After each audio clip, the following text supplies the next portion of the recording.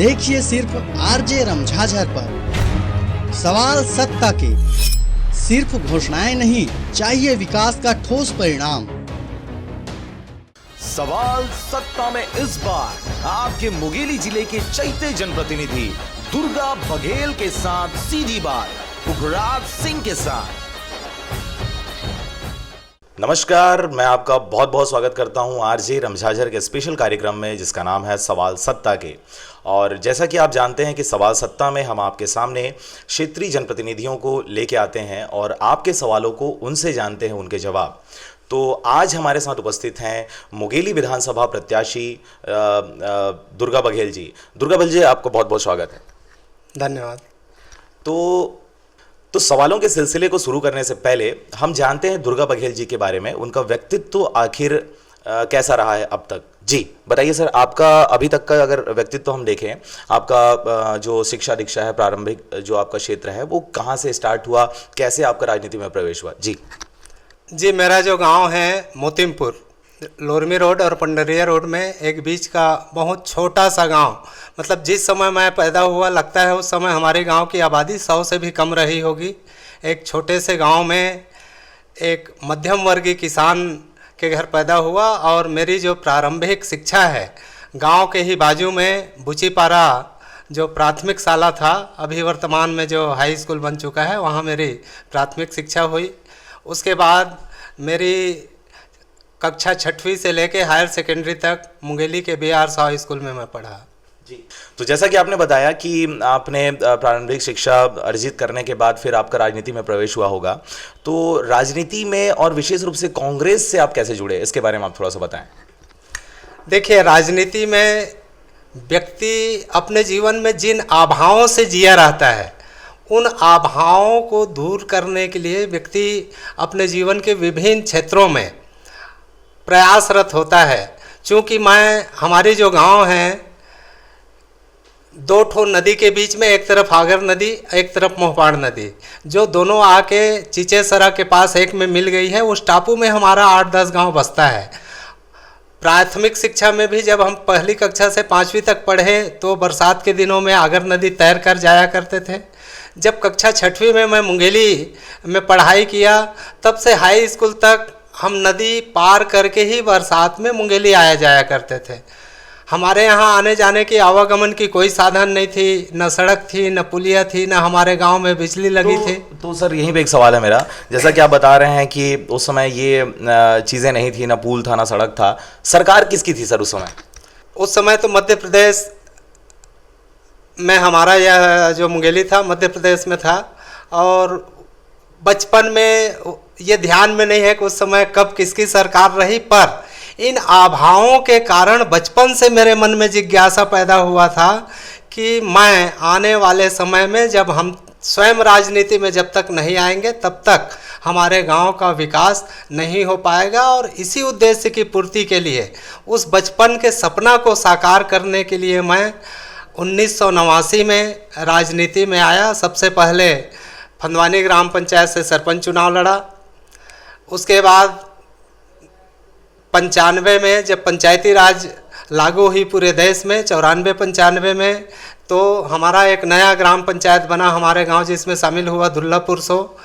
महिला आरक्षित हुई, मेरी श्रीमती कृष्णा बघेल जी सरपंच बनी। फिर 2000 में मेरी श्रीमती कृष्णा बघेल जी कंतेली क्षेत्र से जनपद सदस्य बनी। 2005 में मैं स्वयं फंदवानी क्षेत्र से जनपद सदस्य चुनाव लड़कर जनपद पंचायत मुंगेली में उपाध्यक्ष रहा। 2010 में मैं सिल्ली क्षेत्र से पुनः जनपद सदस्य चुनाव जीतकर आया और अभी वर्तमान में मेरी श्रीमती कृष्णा बघेल जिला पंचायत मुंगेली में अध्यक्ष हैं। और इन दरमियान हम अपने 20 साल 25 साल के प्रयासों से आज सबके सामने है कि हमारा गांव जो मोतिमपुर है, जो आज से 25 साल पहले जहां एक ईंट नहीं रखी गई थी, जहां एक झोड़ी मिट्टी नहीं रखा गया था, आज समुचित आवागमन के साधन, बिजली, स्कूल, जो गांव में प्रमुख जो संसाधन होने चाहिए वो सब हुआ है। जी, मतलब पंचायती राज अधिनियम 1993 के बाद से फिर आपने ये सोच लिया था कि हम क्या करेंगे अपने क्षेत्र का विकास के लिए, उसी पार्टी में जाएंगे जिस पार्टी के समय ये अव्यवस्थाएं थी, क्योंकि उस समय भी उन्हीं की पार्टी थी और आज वर्तमान में आप उसी पार्टी में हैं और उसी पार्टी में आप विकास की धारा बहाना चाह रहे हैं। एक्चुअल में आप ये कहना चाह रहे थे जी। तो जैसे कि आपने अपने मिसेस के बारे में बात किया कि वो तमाम पदों पे हैं, अभी वर्तमान में भी वो जिला अध्यक्ष हैं, तो कैसा लगता है सर आपको कि जब आपकी मिसेस तरह तरह के बड़े बड़े पदों पे वो बैठी हुई हैं और आप अभी भी विधानसभा प्रत्याशी के रूप में, विधायक के रूप में आप लड़ने वाले हैं अभी चुनाव, टिकट अगर मिल गया तो क्या लगता है आपको, इसको कैसे देखते हैं? ज़्यादातर लोग आपको देखने आते हैं, आपसे मिलने आते हैं या मिसेस से मिलने आते हैं? जी, इसके बारे में थोड़ा बताएं। देखिए, वर्तमान में चूँकि श्रीमती कृष्णा बघेल जी जिला पंचायत की अध्यक्ष हैं और इस क्षेत्र की जो भी समस्या है उनसे मिलने के लिए अध्यक्ष के पास ही आते हैं।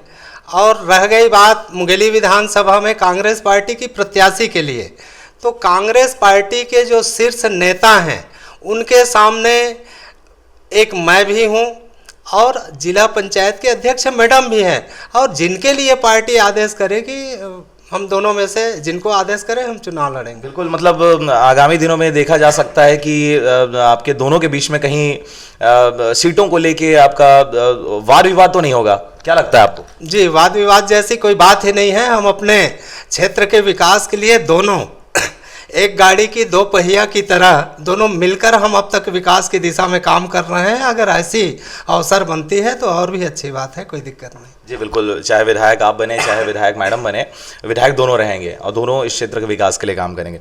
बहुत अच्छी सोच है सर। एक चीज़ मैं और आपसे जानना चाहूँगा, क्योंकि आप कांग्रेस पार्टी से बिलोंग करते हैं और विगत कई वर्षों से आप इस पार्टी से जुड़े हुए हैं और मुंगेली जिले में सक्रिय भूमिका निभा रहे हैं। भले ही आज तक आपको कोई विशेष इसमें भूमिका निभाने के लिए वो जिम्मेदारी नहीं दी गई और वही जिम्मेदारी निभाने के लिए आप क्या है अभी फिर से इस चुनाव में आने वाले हैं। तो मैं आपसे जानना चाहूँगा कि अगर आपको अभी विधायक अगर बना दिया जाता है या बन जाते हैं आप, तो इस क्षेत्र के डेवलपमेंट को लेके आपने क्या कुछ सोच के रखा हुआ है, ये भी बताएं और ये भी साथ में बताएं वर्तमान विधायक जो कि लगातार आपके विधायक बन रहे हैं इस क्षेत्र के, इनके बारे में आपकी क्या राय है? क्या इन्होंने डेवलपमेंट किया, कितना % किया, और अगर आज आप विधायक बन जाते हैं तो किन किन चीज़ों को आप चेंज करना चाहेंगे यहाँ पे? जी, जहाँ तक मेरी अपनी राय है कि विकास खाली सड़क और पुल पुलिया बना देने से विकास नहीं। अभी भी हम विकास की दिशा में देखें तो हमारे मुंगेली नगर पालिका क्षेत्र में मुंगेली जो हमारे ज़िला का मुख्यालय है, यहाँ से कोई भी एक अनजान दूसरे शहरों दूसरे कस्बों के लोगों को अगर हम गुजार दें और उनसे पूछें कि ये मुंगेली कोई ब्लॉक कांग्रेस मुख्यालय लगता है या जिला मुख्यालय लगता है, तो कोई भी व्यक्ति इसको जिला मुख्यालय मानने के लिए तैयार नहीं होगा, क्योंकि किसी भी तरह से डेवलपमेंट दिखाई नहीं पड़ती। रह गई बात हमारे गाँव का, तो आदरणीय पुन्नूलाल मोहले जी के इतने लंबे अरसे से इस क्षेत्र में सेवा देने के बाद भी आज भी मुंगेली विधानसभा के दर्जनों गांव ऐसे हैं जहां हम बरसात के दिनों में पैदल बराबर यात्रा नहीं कर सकते, ऐसी दुर्दशा है। हमारे मुंगेली नगर के पास में लगा 3 किलोमीटर का गांव है नवा गांव, गजिया नवा गांव बोलते हैं, पंडरिया मार्ग से मात्र 1 किलोमीटर की दूरी पर है। आज भी उस गांव में WBM सड़क नहीं बनी, बरसात में बच्चे साइकिल को कंधे पर लेके आने जाने के लिए मजबूर हैं। तो हम कैसे माने कि इस क्षेत्र का डेवलपमेंट हुआ है? हाँ, अगर पुन्नूलाल मोहले जी सरकार में नहीं होते, सत्ता में नहीं होते और फिर विकास की कोई दुखड़ा रोते तो हम मानते, पर 2-2 बार कैबिनेट मंत्री रह के एक गांव ऐसे भी हैं जहां 3 तरफ से 4 तरफ से कनेक्टिविटी है, और एक ऐसे भी गांव हैं और खासकर अनुसूचित जाति बाहुल्य गांव इनके कार्यकाल में उपेक्षा की शिकार हुई है। डेवलपमेंट के नाम पर अनुसूचित जाति बाहुल्य गांव आज भी काफ़ी पीड़ित है और दुखी है। जी, तो जैसा कि आपने कुछ गांवों का नाम लिया, वहाँ पे अभी डेवलपमेंट नहीं हुआ है। मैं जानना चाहूँगा जिस गांव से आप बिलोंग करते हैं वहाँ का डेवलपमेंट कैसा है? आपने उस समय बताया कि वहाँ पे ना चलने के लिए सड़क था, ना पुल था, आप नदी तैर के पार करते थे। क्या आज वहाँ पे सड़क है, पुल है? जी, अभी हमारा जो गाँव मोतिमपुर है 2 नदियों के बीच में है, एक तरफ मोहपाड़ नदी, एक तरफ आगर नदी। अभी दोनों नदी में ब्रिज का निर्माण हो चुका है और मोतिमपुर जाने के लिए, चूँकि वहाँ एक अमर टापू जो हमारा एक धार्मिक स्थल है, वहाँ आने जाने के लिए कम से कम 3 से 4 तरफ से वहाँ की कनेक्टिविटी हो गई है। डामर रोड पक्की सड़क बन गई है। हम बरसात में भी चाहे लोरमी रोड तरफ से चले जाएं, चाहे पंडरिया रोड तरफ से चले जाएं, या उधर पंडरिया से सीधे बीचों बीच आ जाएं, आवागमन की पर्याप्त साधन है। जी सर, तो जैसे कि आपने अमर टापू के बारे में बात किया, आपके गांव में अमर टापू आपके द्वारा ही बनाया गया है, उसके बारे में भी हम बात करेंगे। पर आज आपने बताया कि वहाँ पे कनेक्टिविटी के लिए बहुत सारे मार्ग बन गए हैं, तो ये मार्ग तो उन्होंने बनाया या उनके सरकार ने बनाया, ये तो मानते हैं? देखिए, उस मार्ग को पुन्नूलाल मोहले जी के मेहनत से बना ऐसा नहीं मानता, चूँकि वह एक धार्मिक स्थल है और धार्मिक स्थल होने के वजह से प्रतिवर्ष 18 दिसंबर को इस प्रदेश के शीर्ष नेतृत्व, चाहे हमारे भारतीय जनता पार्टी के नेता रहे हों, चाहे इस क्षेत्र के विधायक सांसद हों, चाहे हमारे कांग्रेस पार्टी के वरिष्ठ नेता हों, बड़े बड़े जो चेहरे हैं इस प्रदेश के आते रहे हैं और उनके स्मरण में जाने से, सारे लोगों के नॉलेज में जाने से अधिकारियों के दिमाग में यह बात गई कि यहाँ हजारों की संख्या में लोग आते हैं और उसको प्राथमिकता में रख के यह कार्य किया गया। जी बिल्कुल, मतलब कहीं ना कहीं उनको मजबूरन ये काम करना पड़ा, नहीं तो अभी भी उस क्षेत्र का वैसा ही हाल रहता। जी सर, आपने गजियानामा गांव का जिक्र किया, वहाँ का खबर आरजे रमझाझर लगातार दिखा रहा है। हमने वहाँ की नाली की समस्या को उठाया, सड़क की समस्या को उठाया, और न सिर्फ गजियानामा गांव की बल्कि मुंगेली क्षेत्र, लोरमी, पंडरिया और आपका पथरिया क्षेत्र की बहुत सारे हमने खबरों को प्रकाशित किया है, और ज़्यादातर गाँव में हमको ऐसी ही समस्या नज़र आई है। आप जब अभी वोट के लिए, अपनी वोट बैंक बढ़ाने के लिए आप जब गांव-गांव में अभी भ्रमण कर रहे हैं, प्रचार कर रहे हैं, तो आपको मूल मुद्दे जो मुंगेली जिले के, अगर हम पूरे जिले की बात करें, तो यहाँ पे कौन सी समस्या ऐसी लगती है जो सबसे भयावह है और जिसको सबसे पहले दूर किया जाना जरूरी है? जी, हमारे मुंगेली में जो प्रमुख समस्या है, वह मुझे जो समस्या लगती है स्वास्थ्य पर। इस क्षेत्र की मूलभूत जो आवश्यकता है, मुंगेली जिला मुख्यालय में स्वास्थ्य की जो समुचित व्यवस्था होना चाहिए, वो बहुत ही इसमें हम पीछे हैं। जिला अस्पताल बनाई गई है, पर्याप्त बिल्डिंग है, पर हमारे पास जितने भी विशेषज्ञ होना चाहिए, चाहे वो शिशु रोग विशेषज्ञ हो, चाहे महिला विशेषज्ञ हो, चाहे वो हड्डी रोग विशेषज्ञ हो, इनके अभाव में आज भी व्यक्ति बहुत ही पीड़ित है, बहुत दुखी है। आज भी बेमौत हमारे इस क्षेत्र के लोग मारे जा रहे हैं। जब गांव से डिलीवरी के लिए हमारी माताओं बहनों को लेकर आते हैं, तो यहाँ जिला अस्पताल से कुछ समय देखे और जैसे ही कोई ओटी ऑपरेशन की आवश्यकता पड़ी, फिर उठा के इसको बिलासपुर या किसी अन्य हॉस्पिटल जाने के लिए उसको रिफ़र कर देते हैं। तो मुंगेली में चाहे वो शासकीय हॉस्पिटलों में हो, चाहे किसी प्राइवेट जो काम करने वाले इस दिशा में लोग हैं, उनको उनके साथ जुड़कर हमको इस क्षेत्र के जो मूलभूत आवश्यकता है स्वास्थ्य पर, उसमें एक बड़ा काम करने की आवश्यकता है। जी बिल्कुल, तो आपको मुंगेली की जो सबसे बड़ी समस्या लगती है वो स्वास्थ्य को लेकर लगती है। जैसे कि हम देख रहे हैं कि मुंगेली जिला के बनने के बाद जिला अस्पताल का निर्माण किया गया, जिसमें करोड़ों रुपए का आवंटन किया गया और वो उस राशि से उसका निर्माण करवाया गया, और ये बिल्कुल भी कहा जा सकता है कि वो जो जिला आपका स्वास्थ्य केंद्र बनाया गया है वो सब बहुत बढ़िया बना है बनने के लिए, सभी चीज़ें वहाँ पे हैं, लेकिन व्यवस्था वहाँ पे सुदृढ़ नहीं है। तो कहीं ना कहीं आप ये चाह रहे हैं कि इनके द्वारा उसको बना दिया गया, और जब आप यहाँ के विधायक बनते हैं तो फिर आप उस व्यवस्था को भी क्या कर देंगे, सुदृढ़ कर देंगे। जी, हॉस्पिटल बिल्डिंग पर्याप्त है, भवन की अभाव नहीं है। प्रमुख रूप से इस क्षेत्र का जो नेतृत्व करता है राजनीति में, हमारा जो विधानसभा का जो विधायक होता है, वो बहुत प्रभावशाली व्यक्तित्व होते हैं। चूँकि यहाँ 2.25 लाख मतदाता के मतदान से वो चुनकर जाता है, उनको इसकी लड़ाई लड़नी चाहिए। और जो सत्ता सरकार में बैठे लोग, अगर आज भी माननीय पुन्नूलाल मोहले जी चाहें तो यहाँ 10 डॉक्टर किसी भी समय वो भेज सकते हैं, या कि उनकी इस दिशा में व्यक्तिगत रुचि नहीं है।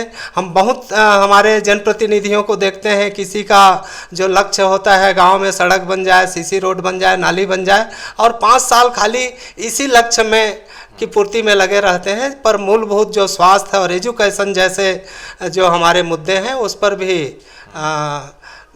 रुचि लेने की और परिश्रम करने की आवश्यकता है। जी, तो जहाँ तक मैं सोचता हूँ सर, क्योंकि वो भी मुंगेली से ही बिलोंग करते हैं, उनका भी घर यहीं मुंगेली में है और उनका भी अधिकतर रहना यहाँ पे होता है, तो अगर उनके यहाँ भी उनके फैमिली में या वो खुद अगर कहीं पे अगर स्वास्थ्य उनका अगर ख़राब होता है तो उनको भी जो सबसे पहले जो हॉस्पिटल मिलना है वो स्वास्थ्य केंद्र ही है, जिला स्वास्थ्य केंद्र ही है, तो कहीं ना कहीं वो व्यवस्था को सुदृढ़ करना चाहिए। जी देखिए, व्यक्ति जब आर्थिक रूप से सक्षम होता है तो कोई भी एक सक्षम व्यक्ति, आज भी हम देखते हैं गवर्नमेंट हॉस्पिटल में हमारे गांव के जो कमज़ोर तबके के लोग हैं वे जाते हैं, और एक सक्षम व्यक्ति होता है तो आज भी बहुत सारे आपको ऐसे लोग मिलेंगे जो मुंगेली में इलाज नहीं करा करके तुरंत रायपुर या बिलासपुर चले जाते हैं। अगर इसको हम कंपेयर करेंगे तो आम लोगों के साथ और एक सक्षम व्यक्ति के साथ, चूँकि जो व्यक्ति गाँव के अंतिम कड़ी का व्यक्ति जो ले दे के अपने उदर पोषण करता है, और उनकी स्वास्थ्यगत अगर समस्या पर अगर हम सोचें तो जब तक हम गवर्नमेंट हॉस्पिटल को या गांव में जो उप स्वास्थ्य केंद्र या स्वास्थ्य केंद्र है उसको अगर हम डेवलप नहीं करेंगे और उसको निरंतर 24 घंटा सेवा के लिए अगर हम प्रयासरत नहीं होंगे, तब तक स्वास्थ्य में कोई अच्छा, इस दिशा में कोई अच्छा पहल नहीं मानता। जी बिल्कुल। तो सर एक सवाल और मेरा आपसे था कि बीजेपी सरकार ने बहुत सारी योजनाएं चला रखी हैं महिलाओं के लिए, बच्चों के लिए, ग्रामीणों के लिए, किसानों के लिए, शिक्षितों के लिए। तमाम योजनाओं को जो कांग्रेस है, जो विपक्ष में बैठी हुई है, इनके द्वारा, आपके द्वारा लगातार क्या है, अलग अलग तरीके से विरोध किया जाता है। ये जो विरोध के तरीके हैं इनके ऊपर आपका क्या कहना है कि कभी आप पकौड़ा बेच रहे हैं, कभी आप बैलगाड़ी पे चढ़ के उनका विरोध कर रहे हैं, पेट्रोल डीजल का आप महंगाई का विरोध कर रहे हैं, ये विरोध करने के तरीकों पे आपकी राय क्या है? क्या ये जायज़ है, ये सही है? देखिए, कांग्रेस पार्टी ने भारतीय जनता पार्टी की जितने भी अभी जन कल्याणकारी योजना है इसका विरोध कभी नहीं किया। अभी चाहे हम इनका संचार क्रांति योजना ले लें, संचार क्रांति योजना में कांग्रेस पार्टी ने सिर्फ इस बात का विरोध किया है कि जो मोबाइल सेल फोन 2000 रुपये में आ सकती है उसको 4000 रुपये में खरीद के बांट रहे हैं। पार्टी का विरोध इस बात के लिए है कि योजना गरीबों के नाम पर बनाई गई पर पॉकेट भराई अपनी कर रहे हैं, इस बात की पार्टी ने विरोध किया। हमारी जो बैलगाड़ी में सवार होकर जो विरोध प्रदर्शन करने का जो हमारा योजना थी, जो कांग्रेस जनों ने जो आंदोलन किया, वो पेट्रोल डीजल की जो महंगाई है, आखिर आज से 20 साल 25 साल पहले किसान आज इतने समृद्ध और वो हुए हैं कि हर गांव में 10 ट्रैक्टर है, लेकिन अगर डीजल और पेट्रोल की महंगाई ऐसी बढ़ती गई तो पुनः वापस हमारे गांव के किसानों को ट्रैक्टर बेचकर वही बैलगाड़ी और भैंसा का उपयोग करना पड़ेगा। इस बात का संकेत कांग्रेस पार्टी ने दिया। तो बिल्कुल सर, आपने जो कहा एकदम सही कहा कि ऐसी स्थिति आ सकती है, लेकिन मैं आपसे ये जानना चाह रहा था कि ये जो नए नए तरीके हैं आपके विरोध करने के, चाहे आप बैलगाड़ी की बात करो, पकौड़ा तलने की बात करो, ये जो नए तरीके हैं, ये तरीके आपके दिमाग में कैसे आते हैं, कहाँ से ये चीज़ें आती हैं? जी, स्वतः आता है। जैसे कोई भी समस्या आती है तो उसके निराकरण के लिए कोई ना कोई विकल्प स्वतः आते हैं, वैसे स्वतः आता है कि अगर कोई समस्या, प्रॉब्लम क्रिएट हुई तो इसका आसानी से जनता को समझ में आ जाए, ऐसा तात्कालिक विकल्प क्या हो सकता है, तो वैसे तात्कालिक विकल्प है। जी, तो एक सवाल मेरा और इसमें ये था कि जैसे कि आपके कांग्रेस पार्टी का अधिकतर जो लीडर हैं, आपके जो उच्चस्थ जो आला कमान है, इनके द्वारा ये माना जाता है कि कांग्रेस एक मैच्योर बॉडी है, यहाँ पे चाहे वो निम्न पंक्ति पे खड़ा हुआ आपका जनप्रतिनिधि हो, चाहे वो उच्चस्थ आला कमान हो, ये अगर विरोध भी करते हैं तो इनके विरोध करने का भी क्या है, एक विशेष तरीका होता है और वो पूरा सहजता से अपनी बात को रखते हैं। तो अगर ये कहा जाए कि कांग्रेस एक मैच्योर बॉडी है, तो बीजेपी के बारे में आपकी क्या राय है? जी, इस सवाल का जवाब भी हम लेंगे आगे। हमारे साथ बने हुए हैं दुर्गा बघेल जी, अभी मुंगेली विधानसभा से विधायक पद के दावेदार हैं, और हमने जो सवाल पूछा था ब्रेक से पहले, तो उस ब्रेक के बाद हम उसका जवाब भी लेंगे। आप बने रहे आरजे रमझाझर के साथ। कार्यक्रम है सवाल सत्ता के, मैं हूं पुखराज सिंह। आपका अपना टीवी चैनल आरजे रमझाझर, जज्बात के रंग, भरोसा के संग। सवाल सत्ता में इस बार आपके मुंगेली जिले के चैते जनप्रतिनिधि दुर्गा बघेल के साथ सीधी बात पुखराज सिंह के साथ। ब्रेक के बाद आपका फिर से स्वागत है। कार्यक्रम है सवाल सत्ता के। आप बने हुए हैं आरजे रमझाझर के साथ। मैं हूं पुखराज सिंह और आज जनता के सवालों का जवाब देने के लिए उपस्थित हैं हमारे बीच दुर्गा बघेल जी, जो कि मुंगेली से विधायक आपके पद के दावेदार हैं। तो दुर्गा बघेल जी, सवालों के सिलसिले को हम आगे बढ़ाते हैं। और जैसे कि मैंने आपसे पूछा था कि कांग्रेस को मैच्योर बॉडी कहा जाता है, वो स्वयं इस चीज़ को मानती है, और बीजेपी को आप किस नज़रिए से देखते हैं? विरोध करने के तरीकों के बारे में एक्चुअली मेरा सवाल है जी, बताएं। देखिए, कांग्रेस पार्टी वास्तव में मैच्योर पार्टी है। जैसे हमारे यहाँ कोई बच्चा किसी चीज़ का जब विरोध करता है तो उसका तौर तरीका अलग होता है, और उसी विरोध को अगर एक बुजुर्ग करे तो उसका तौर तरीका अलग होता है। बस बेसिक अंतर यही है कि कांग्रेस पार्टी अभी भी उसको एक सद्भावनापूर्वक विरोध प्रदर्शित करती है और भारतीय जनता पार्टी गैर सद्भावनापूर्वक विरोध जी। तो उसी पार्टी ने, बीजेपी ने ही ये इस चीज़ को लेके आया वो कि आपके जो उच्च ताला कमान है अभी, मैं राहुल गांधी जी के बारे में बात कर रहा हूँ, उनको उन्होंने पप्पू कह दिया। तो उनकी नज़र में ये पप्पू हैं, पप्पू मतलब आप समझ ही रहे होंगे कि भाई वो बच्चा वो खुद ही कह रहे हैं मैच्योर बॉडी बोल रहे हैं, जबकि आप कहते हैं हम मैच्योर बॉडी हैं। तो इसके बारे में आपकी क्या राय है? कैसा लगता है आपको जब आपके उच्च ताला कमान को बीजेपी के द्वारा या बाहरी किसी भी व्यक्ति के द्वारा आपका पप्पू कहा जाता है? जी देखिए, एक लोकसभा के सदन में बैठा एक सांसद को ऐसा शब्द बोलना गरिमा के खिलाफ है, और एक सांसद को पप्पू कहे ये निश्चित रूप से उनकी अपनी मन की हीनता है, उनकी मन की दुर्भावना है, हीन भावना है उनके अंदर। जी। तो एक सवाल मेरा आपसे ये था सर कि जैसे कि आप विधायक अभी प्रत्याशी हैं आप, तो क्या लगता है आपको, क्या ऐसा कुछ आपने किया है या क्या आपको ऐसा लगता है जिसके वजह से जनता यहाँ की आपको चुन सकती है और आपको विधायक पद पे बिठा सकती है? जी, इसके बारे में थोड़ा बताएं। देखिए, मुंगेली विधानसभा में पंचायती राज में लगातार अभी क्षेत्र की सेवा हम 20 साल 25 साल से देते रहे हैं। चाहे सोशल एक्टिविटीज़ में हो तो अमर टापू गुरु घासीदास जयंती का कार्यक्रम हो, इस क्षेत्र में जितने भी गुरु घासीदास जयंती या सांस्कृतिक गतिविधि में, चाहे वो नवधा रामायण हो या खेल में पूरे क्षेत्र में, चाहे खो खो कबड्डी का कार्यक्रम हो, इस क्षेत्र में निरंतर हम जुड़े हुए हैं। और जनता के बीच इस बात का अंदाज़ा है कि जो व्यक्ति एक पंच पद से लेकर आज इस इकाई तक पहुंचा हो, और साथ ही साथ हम अपने क्षेत्र के विकास में जो काम किए हैं वो जनता के सामने है। और निश्चित रूप से मुंगेली विधानसभा में अगर कांग्रेस पार्टी यहाँ के उम्मीदवार अगर हमें बनाती है तो यहाँ की जनता हमको चुनाव जिताकर भेजेगी। जी। तो ये इसी चीज़ से एक चीज़ और निकल के आता है, क्योंकि आपके कांग्रेस से ही छत्तीसगढ़ की अगर हम बात करें, यहाँ पे एक और पार्टी अभी आपसे टूट के एक अलग हुई है, जनता जोगी कांग्रेस की मैं बात कर रहा हूँ। तो आपको क्या लगता है इस पार्टी के गठन के पश्चात, जोगी जी के आपसे अलग होने के बाद, किसे हानि होने वाला है? बीजेपी को ज़्यादा होने वाला है कि कांग्रेस को ज़्यादा होने वाला है? इसके बारे में आपकी क्या राय है? मेरी जो राय है, अजीत जोगी जी के जो छत्तीसगढ़ जनता कांग्रेस पार्टी बनी है, उससे कांग्रेस पार्टी को कहीं कोई नुकसान होने वाली नहीं है। जो भी नुकसान होना है भारतीय जनता पार्टी को होना है, कांग्रेस को नुकसान नहीं होना है। जी। तो एक और मुद्दा है, जैसे कि अभी पूरा अभी देशव्यापी ये मुद्दा अभी छिड़ा हुआ है सीडी को लेके।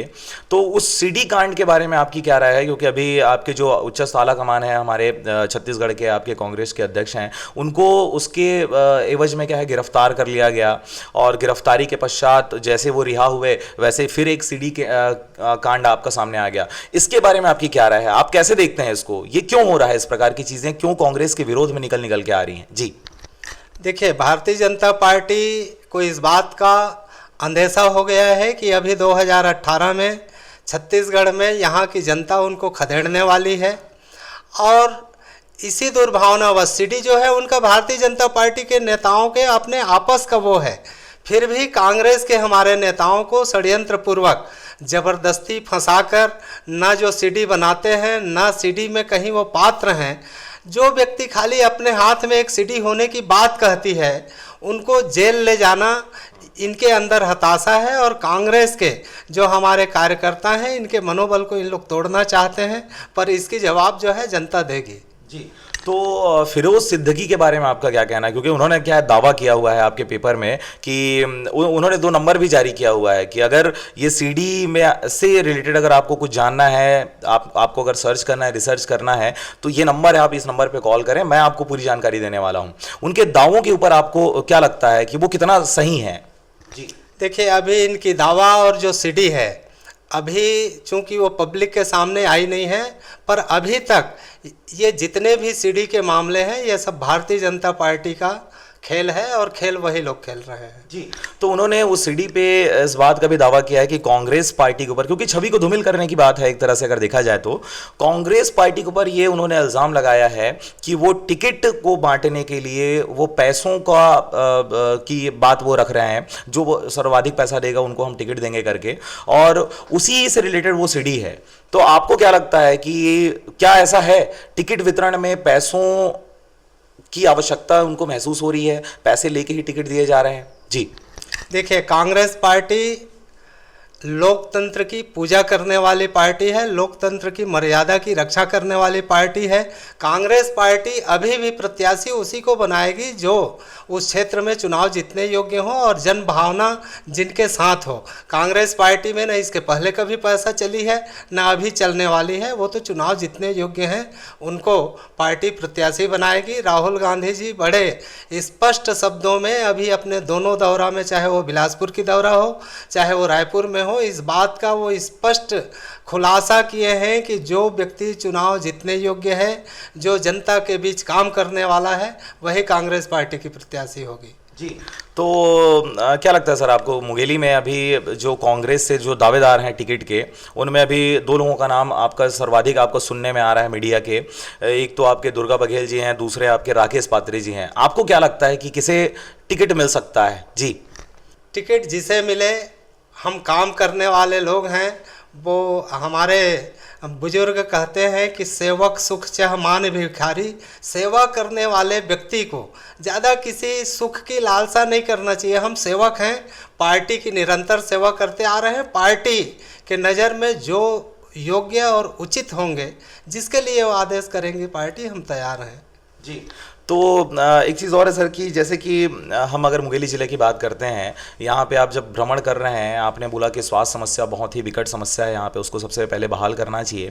पर जहाँ तक हमको लगता है कि सड़कों का जाल बीजेपी गवर्नमेंट ने बिछा दिया कागजों में, जो बड़े बड़े 4 लेन 6 लेन सड़क वो बिछा दिए हैं, लेकिन जहाँ पे एक्चुअल में सड़क होना चाहिए था, हम गाँवों की बात कर रहे हैं, वहाँ पर सड़कों का जाल आज तक नहीं बिछा। जाल तो छोड़िए, स्टार्ट भी नहीं हो पाया है, और इसमें बहुत ही बड़ी धांधली के रूप में क्या है ये चीज़ें सामने आ रही हैं। आपको क्या लगता है कि गांव में, गांव वालों को एक्चुअल में क्या चीज चाहिए स्वास्थ्य के अलावा? जी देखिए, गांव में हमारे प्रमुख रूप से किसान लोग बसते हैं और कृषि मजदूर बसते हैं।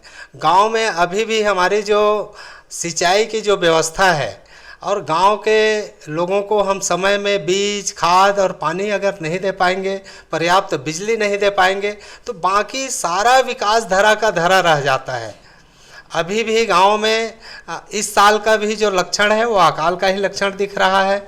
हमारे यहाँ पर्याप्त रूप से सिर्फ एक बांध है, राजीव गांधी जलाशय खुड़िया डैम। उसके बाद सिंचाई के क्षेत्र में और भी बड़े बड़े काम हो सकते थे। आगर नदी बहती है, रहन नाला है, मोहपाड़ नाला है। इसमें जो हम स्टॉप डैम बना के और सिंचाई को विकसित कर पाते, वो नहीं हुआ है। तो एक चीज़ और है, अभी जैसे कलेक्ट्रेट में लगातार किसानों का अभी आना और ज्ञापन सौंपना ये चल रहा है, क्योंकि अभी जो बारिश के अंतिम क्षणों में जो पानी गिरना था वो पानी नहीं गिर पाया है, जिसके वजह से अभी फसल क्या है आपके लगभग वो ख़त्म होने वाले हैं, वो आमदनी नहीं देने वाले हैं। तो उनका कहना ये है कि आप खुड़िया जलाशय का पानी आप छोड़ें, और वो पानी जो अंतिम गाँव तक पहुँचना है वो पानी वहाँ तक नहीं पहुँच पा रहा है, क्योंकि उसका भी जल स्तर बहुत ही कम है, लगभग 40% ही आपका वहाँ पर पानी है। तो ये ऐसी परिस्थिति क्यों निर्मित हो रही है, इसके बारे में आपका क्या सोचना है? जी देखिए, समय रहते, अभी जैसे बरसात लगी उस समय लग रहा था, हमारे बहुत सारे समाचार पत्रों में भी आया कि लगभग 10 साल, 20 साल, 25 साल के बाद इतने बड़े पैमाने में इस साल वर्षा होगी।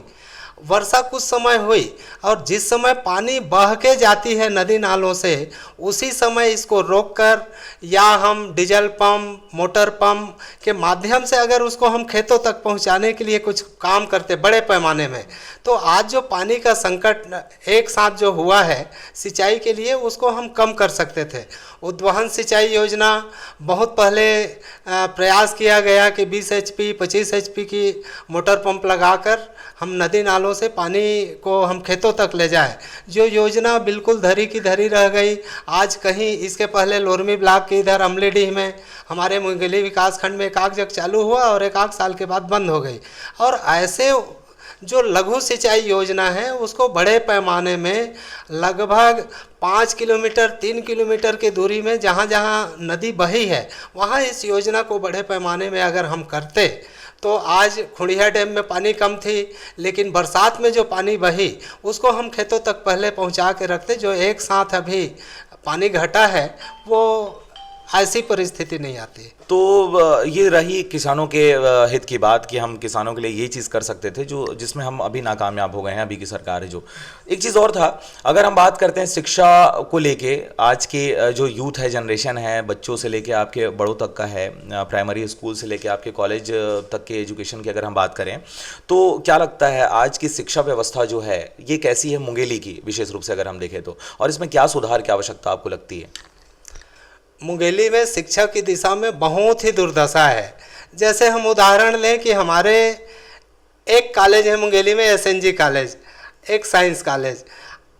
हमारे इस क्षेत्र के हायर सेकेंडरी से निकल कर आने वालों बच्चों की संख्या क्या है और हमारे यहाँ की जो कैपेसिटी है वो क्या है, इस पर एनालिसिस अभी तक नहीं हुआ।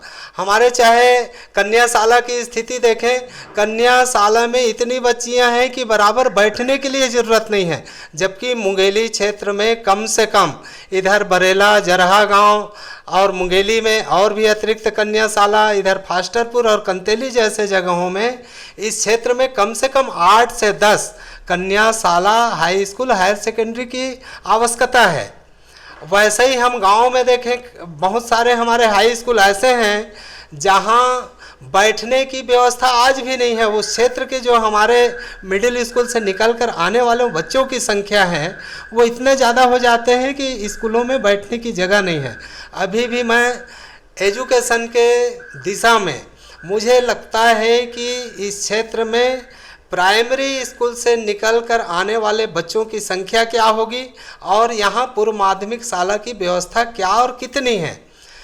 ठीक इसी तरह हायर सेकेंडरी से निकलकर आने वालों बच्चों की संख्या क्या होगी और इनके लिए हमारे पास स्नातक स्नातकोत्तर के लिए कहाँ पर क्या व्यवस्था है, इस पर एक बार बराबर विचार करने की आवश्यकता है। अभी भी शिक्षा के क्षेत्र में हमारे मुंगेली विधानसभा और इस ज़िले में अभी भी बच्चे आज भी रायपुर, बिलासपुर और बाहर पढ़ने के लिए जाते हैं। और जो गरीब तबके के बच्चे हैं जिनके अंदर चाह है, जिज्ञासा है, वे लोग अभी भी हताशा दिखाई पड़ते हैं। शिक्षा की दिशा में भी एक बड़ा काम करने की आवश्यकता है। जी, जब हम शिक्षा की बात करते हैं सर, तो अभी मुंगेली विधानसभा के अंतर्गत एक क्षेत्र पड़ता है जिसको बोलते हैं मानपुर बोड़तरा मानपुर कहते हैं। अभी हमारी टीम वहाँ पे गई हुई थी और हम अभी लगातार ऐसे गाँव की तरफ रुख कर रहे हैं। तमाम गाँवों का हम जायज़ा ले रहे हैं कि वहाँ पे एक्चुअल में स्थिति क्या है अभी। तो मानपुर के अंतर्गत जो बोड़तरा आता है वहाँ की स्थिति हमने देखी कि वहाँ पे सड़क तो नहीं है, बिल्कुल पूरा जर्जर हालत में है। स्कूल हमने देखा वहाँ पे ना आपके दरवाजे हैं ना खिड़कियाँ हैं, पूरा चारों तरफ से दीवार आपके टूटे हुए हैं। जो छत है उसके क्षण दिख रहे हैं, पानी वहाँ पे गिर रहा है। जो टीचर लगातार अपनी ड्यूटी निभा रहे हैं, वो आ रहे हैं, पर वो 3 किलोमीटर पहले अपनी मोटरसाइकिल छोड़ते हैं और फिर पैदल वो स्कूल आते हैं। और उस स्थिति में वो क्या है, आपके ठंडी, गर्मी, बरसात सभी समय में वो आपके बच्चों को पढ़ा रहे हैं। उस गाँव की स्थिति बहुत ही ज़्यादा दयनीय थी जो हमने देखा, चाहे वो पानी को लेके हो, सड़क को लेके हो, बिजली को लेके हो, चाहे शिक्षा को लेके हो, चाहे चिकित्सा को लेके हो। तमाम चीज़ों को हमने वहाँ पे देखा, बहुत ज़्यादा दुर्गति है वहाँ पे। इसके बारे में आपकी क्या राय है? अगर आप विधायक बन जाते हैं तो क्या ऐसे गाँवों को आप टारगेट करके वहाँ का डेवलपमेंट आरक्षित करते हुए उसको उसमें पुरजोर कोशिश करेंगे? जी देखिए, जो एक निर्वाचित जनप्रतिनिधि होता है और जिम्मेदार पदों में बैठा व्यक्ति होता है, उनके मन में एक समभाव होना चाहिए कि गांव चाहे भाजपाई गांव हो या कांग्रेसी गांव हो, वहाँ का स्थानीय जनप्रतिनिधि सरपंच चाहे भाजपाई हो या कांग्रेसी हो, हमारा मूल उद्देश्य हमारा इस क्षेत्र के जो गांवों का सर्वांगीण विकास है वो होना चाहिए। और इन 10 सालों में खासकर माननीय पुन्नूलाल मोहले जी के नेतृत्व में ऐसे छोटे छोटे गांव जो कांग्रेसी गांव हैं या अनुसूचित जाति बाहुल गांव हैं, उपेक्षा की शिकार हुई हैं। और मेरी जो अपनी राय है, अगर मुझे अवसर मिला या किसी भी एक जनप्रतिनिधि को क्षेत्र की जनता चुनाव जिताकर भेजती है तो उनके जो नज़र हैं वो सम होना चाहिए, समान होना चाहिए सारे लोगों के प्रति। इससे भी भयावह स्थिति जो आप बोड़तरा बता रहे हैं, हमारे मुंगेली विधानसभा मुंगेली विकास खंड का एक गांव है सनकपाट, जहां हम बरसात के दिनों में किसी भी तरह से हम उस गांव में नहीं पहुंच सकते, कोई रास्ता ही नहीं है। वह जो गांव है अनुसूचित जाति बाहुल गांव है। माननीय मोहले जी मानते हैं कि सतनामी जो बाहुल गांव है, एससी जो गांव है वो कांग्रेसी गांव है, और ऐसे ही गांव पूरे उपेक्षा के शिकार हैं। हमारे यहाँ फंदवानी के पास लगा हुआ एक कापा गांव है, 99% अनुसूचित जाति बाहुल गांव है। आज भी 1 किलोमीटर सड़क जो है वहाँ तक नहीं बनी। खासकर मुझे लगता है कि एक जनप्रतिनिधि को, चाहे वह गांव कोई भी गांव हो, मूल रूप से जो विकास की दिशा में पिछड़ी हुई है उसके लिए हमको काम करना चाहिए। तो एक चीज़ इसमें और था सर कि आपने गांव के बारे में तो बता दिया कि वहाँ पे विकास की आवश्यकता है। अगर आपने अमर टापू की बात करी थी, आपने उसको धार्मिक केंद्र के रूप में डेवलप किया है मुंगेली में, आज वो पर्यटन स्थल के रूप में देखा जाता है मुंगेली ज़िले का। वो एक जाति विशेष के लिए अमूमन लोगों के मन में ऐसी छवि है कि वो जाति विशेष है, जो सतनामी समाज से बिलोंग करते हैं वही लोग अक्सर उधर जाते हैं, बाकी तो और सभी लोग जाते हैं घूमने के लिए। क्या आगामी विधानसभा चुनाव में अगर आप जीत जाते हैं तो क्या हिंदू समाज के लिए भी ऐसा ही कोई धार्मिक स्थल आपके द्वारा डेवलप किया जाएगा? इस दिशा में आपने क्या सोचा है? जी देखिए, अमर टापू जाति विशेष के लिए एक धार्मिक आस्था का केंद्र नहीं है। सबसे पहली बात तो ये है, जो व्यक्ति धर्म को मानता है, जिनका धर्म के प्रति सत्यनिष्ठा और आस्था है, वह व्यक्ति यह जानता है कि कोई भी हमारे संत हो, महात्मा हो, देवी हो, देवता हो, वो किसी जाति और धर्म विशेष के लिए नहीं होते हैं। बाबा गुरु घासीदास जी तो मनखे एक समान की बात कही। उन्होंने हिंदू, मुस्लिम, सिख, ईसाई की बात ही नहीं कही। वो तो इस जगत में जितने भी मनुष्य हैं वो सब एक समान हैं, इसका संदेश उन्होंने दिया।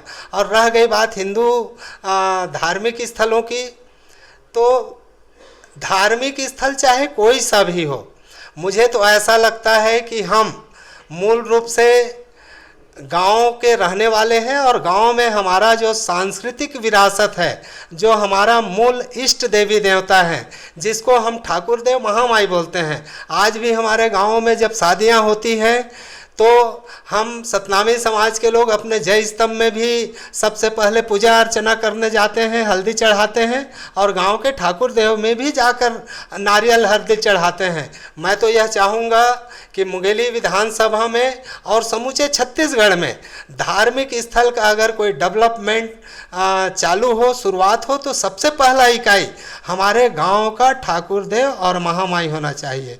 और वहाँ से सारे हमारे जो संस्कृति है, जो लोक परंपरा है, जो हमारी आस्था का केंद्र है, उसको डेवलपमेंट करना चाहिए।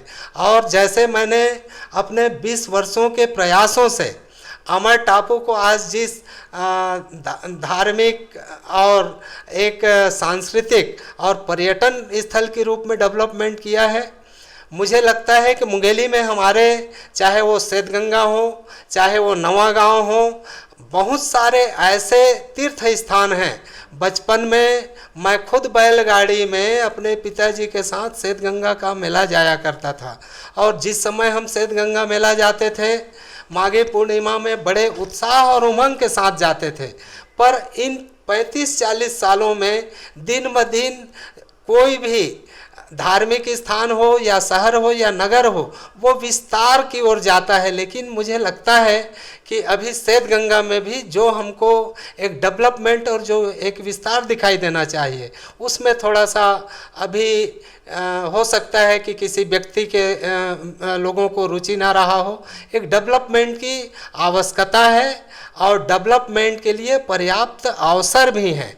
और अगर मुझे मुंगेली विधानसभा में एक विधायक के रूप में नेतृत्व करने का अवसर मिलेगा तो निश्चित रूप से, चूँकि मैं धार्मिक आस्थावान और बचपन से ही धर्म के प्रति आस्था और रुचि रखने वाला व्यक्ति हूँ, इस विधानसभा में जितने भी धार्मिक स्थल हैं उसका डेवलपमेंट, जिस तरह लोग अमर टापू को हमारे सतनामी समाज के लोग, आज भी प्रदेश के लोग देखने आते हैं, वैसा ही चाहे वो नवागांव टेमरी हो, चाहे वो चमारी हो, चाहे हमारे श्वेतगंगा हो इस क्षेत्र में, चाहे हमारे इधर हथनी हो, चाहे खर्रा घाट हो, जितने भी धार्मिक स्थल हैं उसको डेवलपमेंट के लिए मैं अपने राजनैतिक दृष्टिकोण से भी हटकर व्यक्तिगत मुझसे इन स्थानों के विकास के लिए जो करते बने वो मैं समर्पण भाव से करूंगा। बिल्कुल।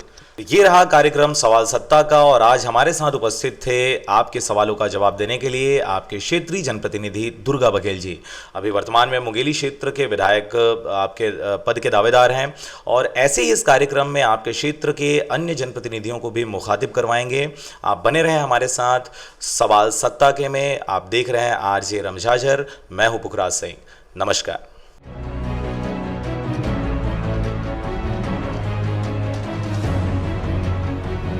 देखिए सिर्फ आरजे रमझाझर पर सवाल सत्ता के। सिर्फ घोषणाएं नहीं, चाहिए विकास का ठोस परिणाम।